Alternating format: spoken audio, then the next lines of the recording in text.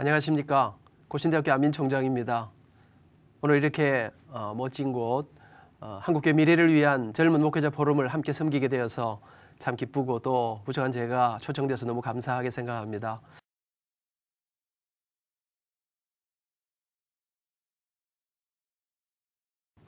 그런데 사실은 제가 오늘 제가 말씀드릴 그 주제를 받고 나서 굉장히 많이 고민했습니다. 제가 이 강의를 할 수 있는 건가? 왜냐하면 제가 오늘 드릴 강의 제목이 미래 세대 목회자의 조건입니다. 저는 목회자도 아니고 또 신학자도 아니지 않습니까? 제가 어떤 말씀을 드릴 수 있을까 생각하다가 제가 할 수 있는 일들, 제가 여러분들에게 드릴 수 있는 그런 강의들을 또 함께 하고 함께 나눌 수 있으면 참 좋겠다는 생각을 가졌습니다. 저는 벌써 60여 년 동안 교회를 열심히 다녔습니다. 예배도 열심히 또 비교적 뜨겁게 또 많은 목회자들의 말씀도 많이 들었습니다. 그 긴 세월 동안 수많은 말씀 들으면서 교회 속에서 제가 자랐습니다. 25살에 고신대학 교수가 되어서 고신대학교가 고신총회가 직영하는 기독교 대학 아닙니까? 매일 경건회가 진행되고 수많은 목사님들 또 우리 학교를 경영하는 많은 목회자들과 또 교회들을 접하게 되고요. 또 뜻하지 않게 제가 여러 교회들 강의도 하고 또 집회도 하면서 많은 목회자를 뵙고 또 많은 교회들을 경험하는 그런 시간들을 제가 가지게 되었습니다. 그리고 저는 1992년부터 한국 복음주의 유학생 수양회라고 코스타에서 세계를 다니면서 우리 많은 젊은이들을 함께 대하고 그들의 강의를 하면서 그 미래 세대를 경험하고 또 그러면서 많은 교회들을 함께 섬기면서 목회자와 교회의 모습 정말 만만치 않은 그 이민교회의 그 어려운 모습들도 또 함께 경험하는 그런 시간들 가지게 되었습니다. 더군다나 저는 요즘 이제 고신대학 총장으로 또 부총장으로 일을 하면서 우리 학교에 모여든 이 미래 세대들을 저는 고신대학이 기독교 대학으로서 정말 가장 큰 고민이 두 가지가 있다면 하나는 정말 이렇게 인구가 줄어드는 이 시기에 기독교 대학으로서의 고신대학이 존재가 가능하냐, 또 하나는 그럼 존재한다면 그 이유, 존재 이유를 증명해낼 수 있느냐 하는 생각을 가지면서 이 학생들, 이 소중한 학생들을 어떻게 키워내서 차별화된 모습으로 키워낼 것인가, 흔들리는 세상 가운데 이들이 흔들리지 않는 삶을 어떻게 살게 할 것인가, 그리고 정말 평범한 학생들이 와서 그들이 부르심을 경험하고 그 정말 탁월한 인생을 어떻게 살게 할 것인가, 그것의 핵심이 매일 모이는 경건회를 통해서 코람데오 경건회와 경건 모임들을 다양한 모임들을 통해서 이들을 어떻게 변화시킬 것인가, 그들에게 들리는 눈을 감고 있는 그들의 눈을 띄워주는 그런 이 경건회가 어떻게 가능한가. 저희 학교에는 한 35%에서 약 40% 가까운 믿지 않는 학생들이 들어옵니다. 근데 놀랍게도 우리 교목실을 중심으로 교목실이 행정하는 곳이 아니라 목양하는 곳으로 힘을 다해 그들에게 다가가서 들리는 경건회, 깨우는 경건회, 감동 있는 경건회를 만들면서 고민했더니 그 35% 정도 가운데 나갈 때는 이 비신자들의 약 70% 정도가 복음을 받아들이고 그들의 이 신앙에 대한 변화들을 보여주는 놀라운 기록들을 보면서 그 내용들을 이 미래 세대를 대할 때 우리가 무엇으로 가야 하는가를 말씀 좀 드리면 어떨까 하는 생각을 갖게 되었습니다. 저는 34살에 부산 사익동교회 장로가 되었습니다. 그로부터 지금부터 한 23년 전 현재 우리 교회를 담임하시는 목사님께서 이제 올해 말에 은퇴하시는데요. 그 목사님을 모시러 제일 막내 장로로 선배님들의 가방을 들고 다니면서 그 청빙의 과정에 참여하였습니다.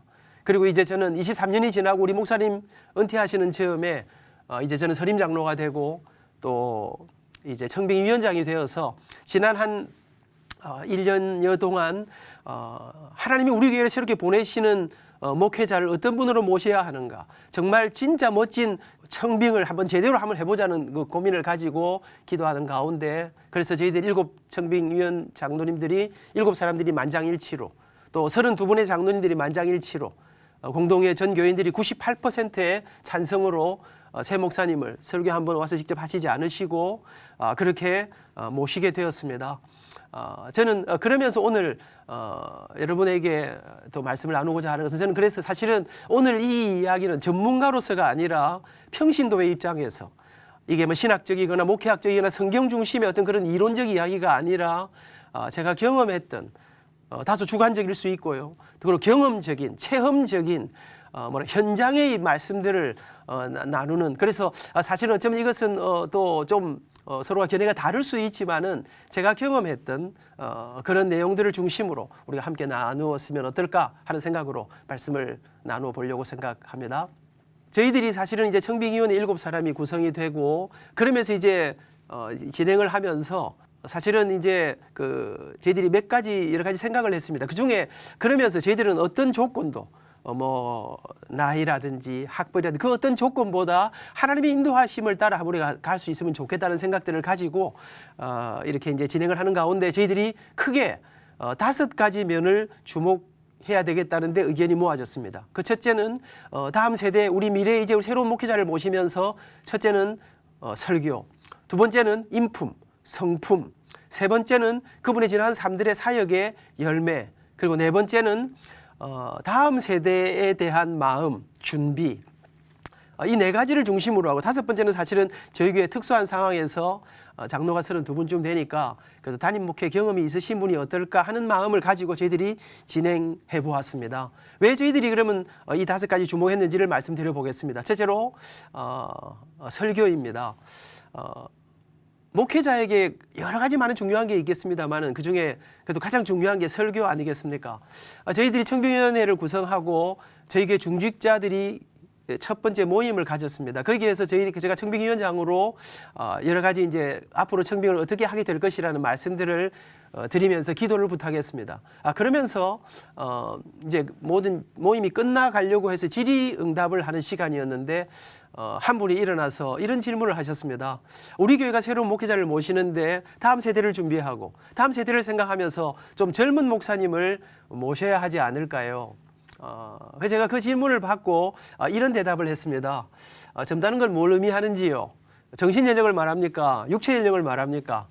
45세 같은 55세도 있으시고 60세 같은 45세도 있을 수 있는데요. 그렇게 농담을 하면서 제가 이런 말씀 드렸습니다. 우리 장로님들이 저희들이 참 이렇게 새로운 청빙을 준비하면서 한 가지 생각하는 것은 적어도 다음 세대에게 들리는 말씀을 전해주시는 다음 세대들에게 들리는 설교를 하시는 분을 저희들이 모시고자 하는 그런 기도의 제목을 가지고 있다는 말씀을 드렸습니다. 저는 미래 세대의 목회자의 첫 번째 조건은 그 미래 세대에게 들리는 말씀을 전할 수 있어야 된다.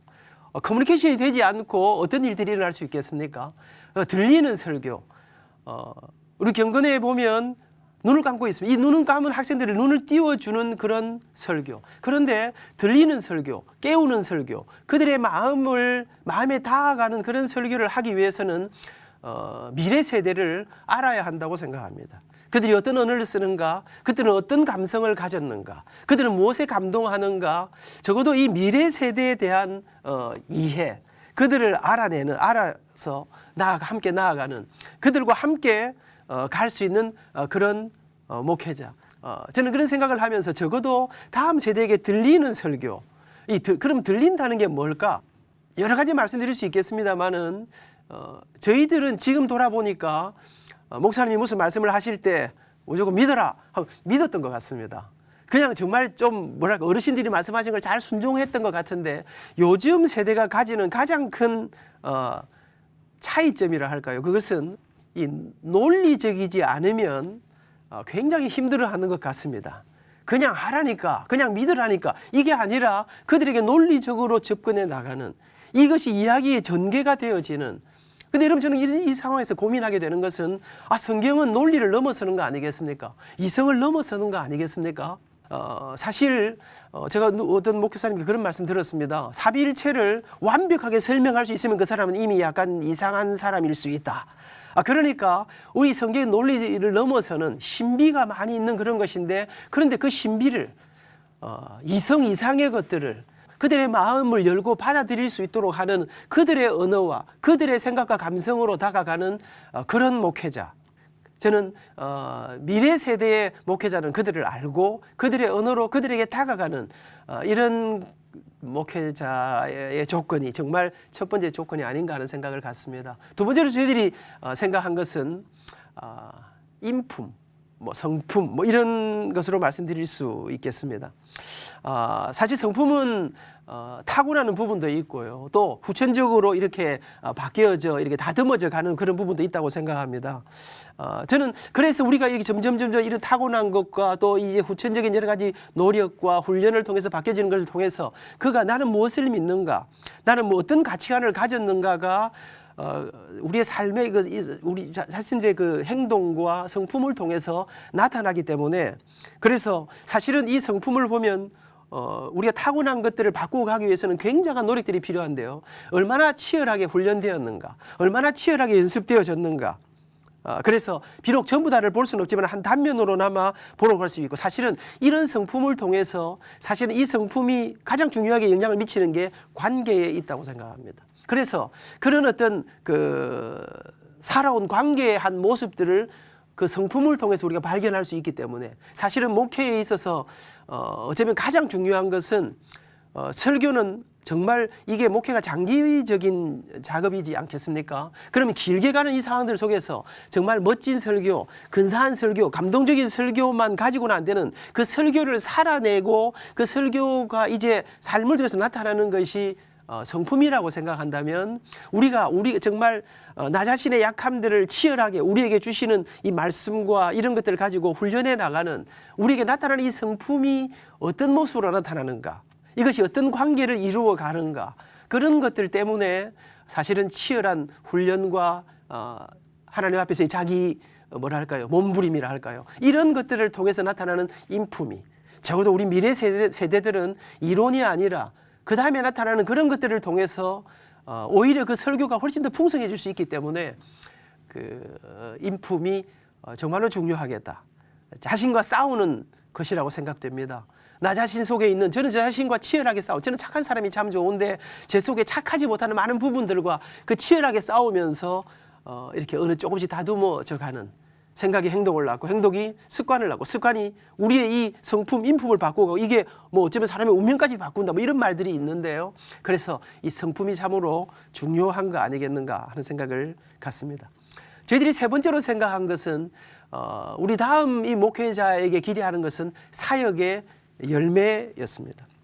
이제는 이 설교와 성품이 구체적으로 그 사역을 통해서 나타나는 열매를 말하는 것입니다. 이 사역의 열매는 사실 그 열매를 보면 그분이 무엇을 지향하는가, 그분이 어떤 것들을 소중히 여겼는가, 어떤 삶을 살아왔는가를 알 수 있습니다. 사실 저희들이 좀 주목했던 것은, 저는 이 대목에서 사역의 열매라 하면 그 사역의 열매가 크냐 작으냐, 뭐 많은가 적은가, 이것도 굉장히 뭐 중요한 문제일 수 있겠습니다만은, 그러나 그것보다도 좀 더 중요하게 생각하는 것은 어떤 열매를 맺었는가 하는 것이라고 생각됩니다. 그가 맺은 그 열매를 통해서 그가 어떤 가치를 가졌는가, 무엇을 더 소중히 여겼는가, 이런 것들을 엿볼 수 있기 때문에 사실 이 사역의 열매라는 측면에서 단순히 뭐 사람이 많아진다 이런 차원이 아니라 그가 걸어온 길이, 그는 무엇을 중요시하면서 살아왔다, 그가 어떤 것에 더 큰 가치를 주는가.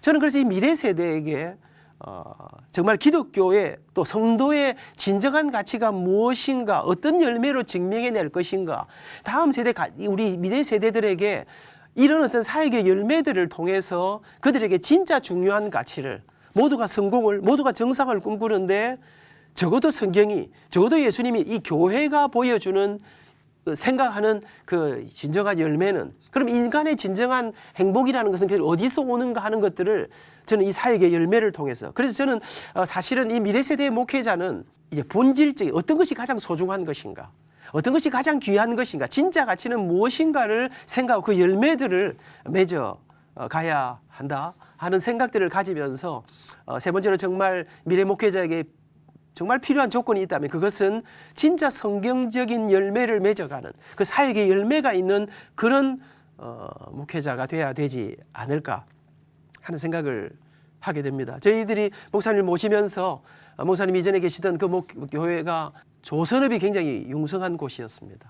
그랬는데 이 교회가 선교에 집중하는 그런 교회였는데 갑자기 조선업이 굉장히 어려워지면서 교회 재정이 굉장히 어려운 상황에 놓이게 되었습니다. 그랬는데 제가 알기로는 이 온 교회가, 물론 목사님 혼자 하신 건 아니겠죠, 온 교회가 그 어려운 가운데 교회가 여러 가지 재정이 많은 어려운 가운데 다른 모든 것보다 선교사님들에게 보내던 그 굉장히 그 많은 여러 가지 부담들을 다른 것은 포기할지라도 이거는 포기할 수 없다고 걸어갔던, 그리고 끝까지 그 지켜내었던 그 모습들. 저는 어떤 것에 가치를 두는가, 우리가 먼저 더 중요한 건가, 아니면 정말 이 선교사님들에게 더 귀한 마음을 주셨던가. 저는 이런 모습들을 보면서 우리가 남기는 사역의 열매, 목회자가 추구하는 가치가 무엇인가 하는 것들을 정말 그것은 아마 본질적인 문제, 우리 속에 가장 기초에 깔려야 하는 그런 가치관의 문제가 아닌가 하는 생각을 가지면서 정말 귀한 사역의 열매를 맺어가는 것이 너무나 미래 세대 목회자로서 정말 필요한 것이라는 생각을 갖습니다. 그다음 네 번째는 다음 세대를 향한 마음, 준비, 뭐 이런 것이었습니다. 저는 이 다음 세대에 대한 준비, 마음, 그 중에 1번이 제가 처음 그 설교에 대한 말씀을 드리면서도 말씀드렸습니다만은 저는 정말 목회자가 목양을 하는 그 양떼들에 대해서 좀 잘 알아야 하지 않겠습니까? 저는 이 다음 세대를 향한 마음 가운데 가장 중요한 것이 다음 세대를 잘 아는 것이라고 생각이 됩니다. 근데 제가 의외로 목회자들이 교인을, 성도들을 잘 모르시는 것 같더라고요. 제가 부총장을 할 때인데 경남 지역의 한 교회에 우리 학교 모금을 위한 고신대학교 주일을 인도하러 갔었습니다. 저녁 예배 시간에 갔는데 근데 제가 뜻밖의 가니까 목사님께서 아유 안 교수, 근데 말 내가 오늘 큰 실수를 하나 했는데, 그래서 무슨 실수입니까 했더니 오늘 저녁에 고신대학 주일을 한다고 안민규 부총장이 와서 이제 오늘 고신대학에 이야기를 하게 될 거라고. 그런데 오늘 저녁에 고신대학을 위해서 헌금할 거라는 이야기를, 광고를 잊어버리셨다는 거예요.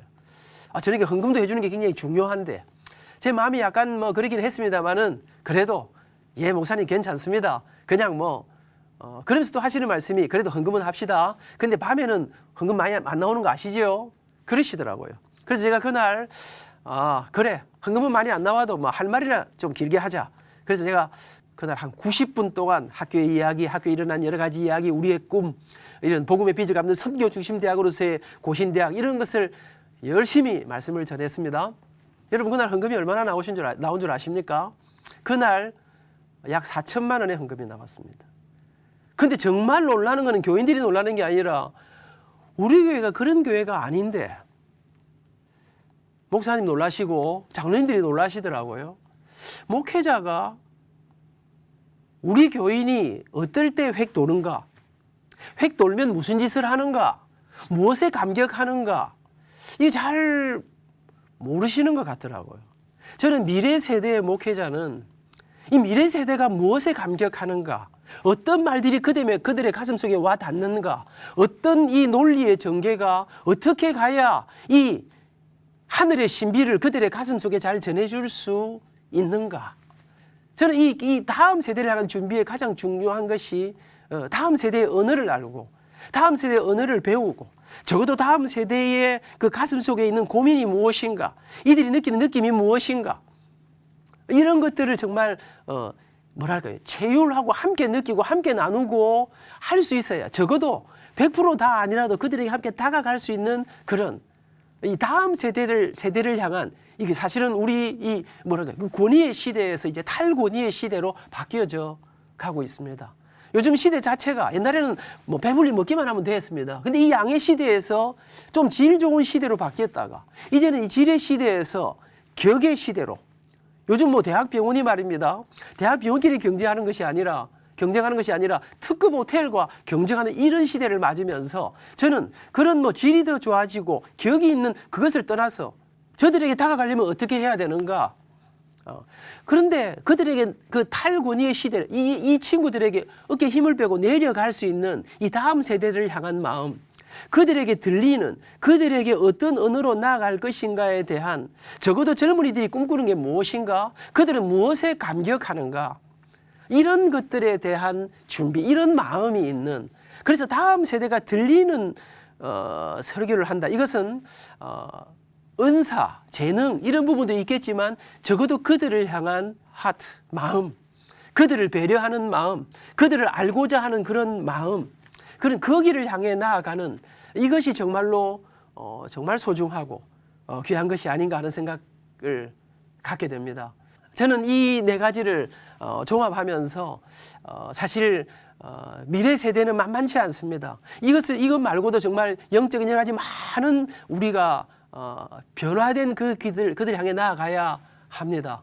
그럼에도 불구하고 적어도 제 가슴 속에는 미래 세대를 향한 마음, 준비된 마음, 그들에게 내려가고자 하는 이런 마음들이 적어도 그들의 목회자로 서고자 하는 분들의 가슴 속에는 있어야 하지 않을까 하는 생각을 갖습니다. 제가 대학부를 1977년도에 대학에 입학을 하고 약 10년 동안 섬겼던 교회의 담임 목사님은 제 평생에 어쩌면 제 가슴 속에 있는 이 그 복음에 대한, 교회에 대한 또 이런 가지 감격들, 또 저희들이 받았던 그 사랑들을 많이 깨닫게 해주셨던 그런 목사님이었습니다. 구속사적인 어떤 그런 설교를 하시는데 그분은 그 십자가라고 하는 예수 그리스도의 십자가를 하는 부분에 가면 참 이상하게도 창세기에서도 요한계시록에서도 어디를 하셔도 이게 여기서 십자가 잘 안 나올 것 같은데 거기에서 십자가로 연결하셨습니다. 그 십자가 할 때 그분은 피를 토하는 말씀을 전하셨습니다. 그리고 그 십자가의 피크에 다다랐을 때 그분에게는 상당한 눈물이 있었던 것을 기억합니다. 그분은 대학생들을 참 좋아하셨습니다. 우리를 모아놓고는 당신이 강의하는 시간도 아닙니다. 근데 그냥 어쩌다 오셔서는 눈을 감고 한 시간을 때로는 웃다가 때로는 울다가 우리에게 여러 가지 이야기들을, 칼빈주의 5대 교리를 비롯한 여러 가지 이야기들을 해주셨습니다.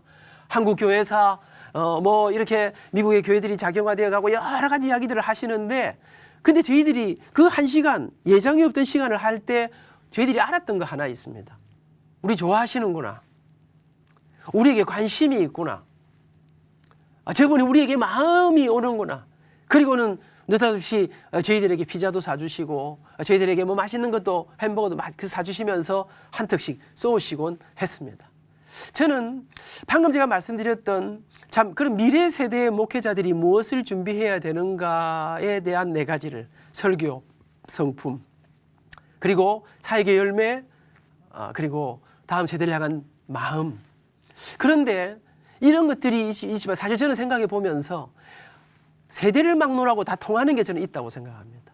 이 전체를 모아서 세대를 막론하고 미래 세대에 반드시 필요하면서도, 그러나 미래 세대뿐 아니라 모든 세대, 오고 오는 세대, 어떤 세대에도 반드시 통하는 것이 있다고 생각합니다. 그것이 저는 진심이라고 생각합니다.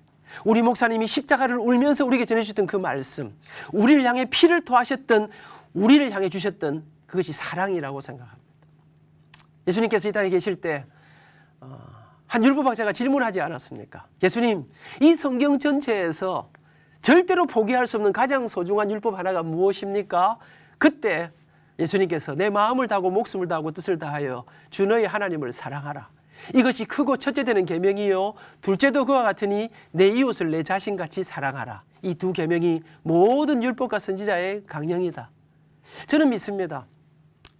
목회자가 십자가로 감격하고 하나님으로 감격하고 교회로 가슴이 터질 것 같고 그 거룩한 목양의 사역지로 부르심받은 소명에 감격하는 그 눈물이 있고 하나님 사랑에 절절하고, 그리고 그 주님이 보내신 그 현장의 양떼들을 향한, 미래 세대들을 향한, 그 젊은이들을 향한, 성도들을 향한 아름다운 그 생명의 사랑이 녹아 있을 때, 하나님 사랑, 생명 사랑, 하나님 사랑, 이웃 사랑, 이것은 세대를 막론하고 우리에게 있어지는, 여전히 저는 여러 가지를 제가 말씀드렸습니다. 그중에 우리 미래세대 목회자에게 단 한 가지를 이야기하라 하면 그것은 사랑이다. 십자가의 사랑. 여러분 아십니까? 돌팔이 우리가 말입니다. 교회도 열심히 안 나오고 때로는 술도 한 잔씩 하는 젊은이들이 말입니다. 우리 목사님이 정말 십자가에 획 돌았는가 안 돌았는가 안다는 거 아닙니까? 교회는 그 감격에 돌았는데 목회자가 너무 맹송맹송하면, 교회는 돌고 싶어 어쩔 줄 모르겠는데 교회의 교회다움 때문에, 십자가의 생명사랑이 녹아있는 교회의 교회다움 때문에 인생을 바치고 싶은 그런 마음이 있는데, 이런 마음들을 함께 가지는 그런 준비, 그것이 저는 사랑이다. 이것이 여전히 세대를 막론하고 주님 오시는 그날까지 우리에게 어쩌면 가장 큰, 다른 모든 것도 좀 부족하다 할지라도 정말 저는 진심은 통한다. 그건 학생에게도, 어른들에게도 다 통하는 것이다. 그 미래 세대에 가장 필요한 것은 그런 것이 아니겠나 하는 생각을 가지면서 제 강의를 마무리해 보려고 합니다. 팁을 하나 드린다면 저는 그러면서 저는 생각합니다. 저는 고신대학 우리 학생들에게 인생이 좀 풍요로우면 좋겠다 생각을 하고 총장 취임하면서 학생들에게 플룻, 바이올린, 뭐 보컬, 여러분 뭐 예체능 이런 분야에서 악기를 하나씩 좀 하게 그렇게 무료로 에베레스트 카리제라고 가르치고 있습니다. 한 학기만에 아이들이 모차르트의 캐논을 바이올린으로 연주하면서 얼마나 감격하는지. 다음 세대를 섬기는 우리 목회자 여러분들에게 저는 한 가지 정말 삶이 좀 더 풍성해지고 또 우리의 삶 속에 때로 고독할 때 우리가 찬양 한 곡을 악기로 연주할 때 우리 삶이 얼마나 넉넉해지는가 악기 하나쯤 하시면 참 좋겠다. 한 가지만 더 제안한다면 운동을 좀 잘하시는 운동을 하나 준비하시면 참 좋을 것 같습니다. 이제 요즘 젊은이들이 뭐 길거리 농구 이런 게 얼마나 뭐 활성화되어 있습니까? 그들과 함께 땀을 흘리는 그런 시간들. 운동을 이왕에 하실 거면 좀 젊었을 때 시작하시는 게 좋습니다. 우리 교회도 탁구를 열심히 치는데요.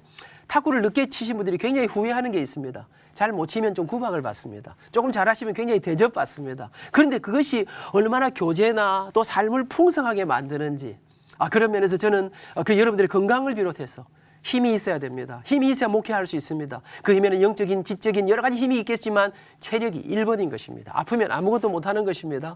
이 운동을 하고 또 악기를 하나쯤 하시면서 정말 저는 목회자가 좀 행복하고 목회자가 정말 좀 더 넉넉하고 좀 더 풍성한 그런 삶을 살아야 이 풍성함이 우리 성도들에게도 전해지고 그러면 목회에 정말 큰 도움이 될 것이라는 생각을 하면서 다음 세대를 향한 많은 열매들이 우리 기성세대들에게 있습니다.